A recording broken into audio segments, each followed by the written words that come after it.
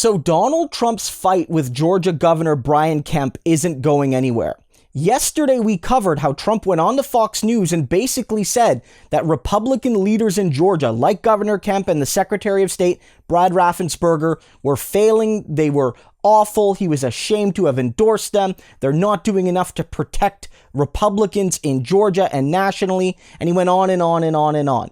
And he did it this morning as well, all because Brian Kemp won't basically break Georgia law to steal power away from the Secretary of State. And Trump basically tweeted out the following, saying, "Why won't Governor Brian Kemp, the hapless governor of Georgia, use his emergency powers, which can easily be done, to overrule his obstinate Secretary of State and do a match of signatures to envelopes?" And he keeps going by saying, that you'll just find that there are more envelopes than ballots, or more ballots than envelopes. And he finishes by saying, "So simple and so easy to do.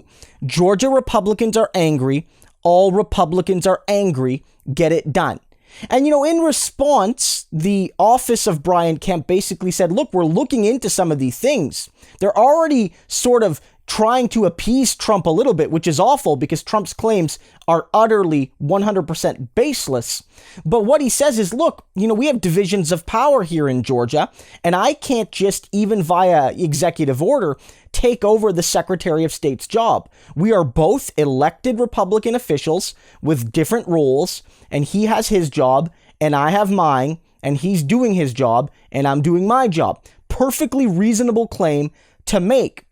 But what Donald Trump is trying to do here is not only spread his usual disinformation about the election in Georgia, but also nationally, but he's also threatening Brian Kemp and Raffensperger and any Republican that dare question him at all. Because what he's saying is Georgia Republicans are angry. Republicans all over are angry. Get something done. And what Trump is saying is they're mad at you. They're not just mad at Joe Biden and the media and Democrats. I mean, they are, but they're mad at any Republican that isn't 155% in favor of Donald Trump's fantasy that this somehow could get overturned.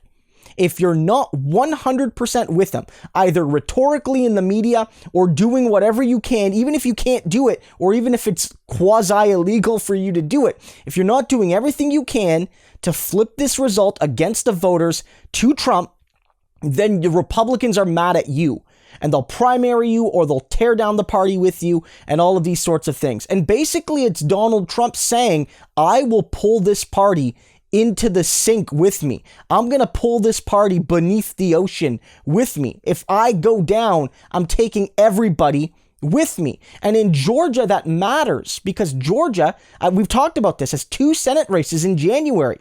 And if the Republicans lose both of them, then the Democrats control the Senate. They'll have a 50-50 Senate with the tiebreaker going to the Democrats because Harris will be vice president and Kamala Harris will be the tiebreaker. But that will mean the Democrats control committees and those sorts of things. It's a big deal.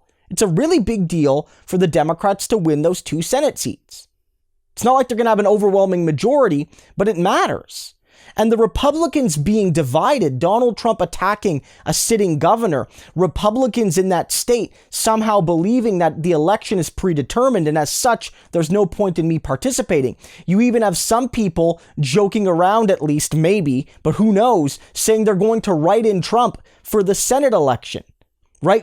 Basically invalidating the ballot and giving a vote to Democrats Ossoff and Warnock. And I would love nothing more than to see Republican infighting cost them seats in these 2 Georgia runoffs. But if you are a Republican, you have to be horrified right now by what you're seeing because it puts people that act in good faith in an impossible position. You either say, I respect the results of the election, and you get punished by Republicans, or you go with the party base, you go with the Trumpian base, and you spit and poison democracy. You spit on and poison democracy in the process.